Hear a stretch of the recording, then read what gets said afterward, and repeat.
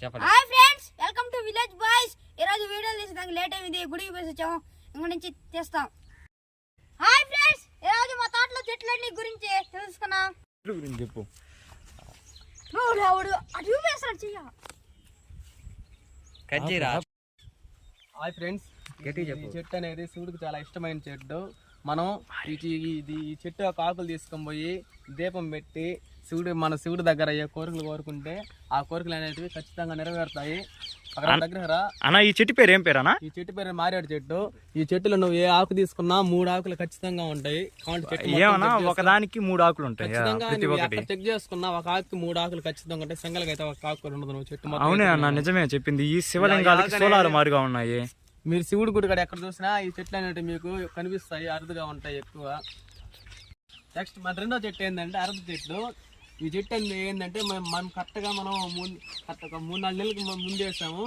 ఇప్పటికి 2 గెల్ల అనేటివి కోసాము. దగ్గర రా బాబు, ఇంకా ఇక్కడ చూపించు కెమెరా పెట్టు. అద్దో ఇప్పటికి ఒక గెల ఉంది, చూసావా? ఆ గెల ఉంది. అది కాకుండా ప్లస్ ఇంకో 2 గెల్ల కూడా కోసాము. ఇది చాలా హైబ్రిడ్ మొలకి. ఇది చాలా మనకు మార్కెట్లో ఏడ దొరకవు ఈ చెట్లు. చూడండి, 5 నెలలుగా కాసింది చెట్టు ఇది. ఇప్పుడు మీకు 3వ చెట్టు అనేది పరిచయం చేస్తున్నాం. ఇది మామిడి చెట్టు. ఇది కానీ చాలా చాలా బాగా కాయలు కాసింది. బాగా ఈ మధ్య అంతా బాగా భయంకరంగా కాసింది. ఇప్పుడు మీకు కాయలు చూపిద్దామంటే కాయలు ఏమి అందుబాటులో లేవు. రేట్ అంటే మనకు తెలియదు. ఇది నిమ్మ చెట్టు. ఇప్పుడు అంతా సీజన్ అయిపోయింది. ఇది నెక్స్ట్ వచ్చి ఇది వచ్చి సీతాఫలం అంటారు దీన్ని. సీతాఫలం చెట్టు. దీని కాయలు చూద్దరు అండి.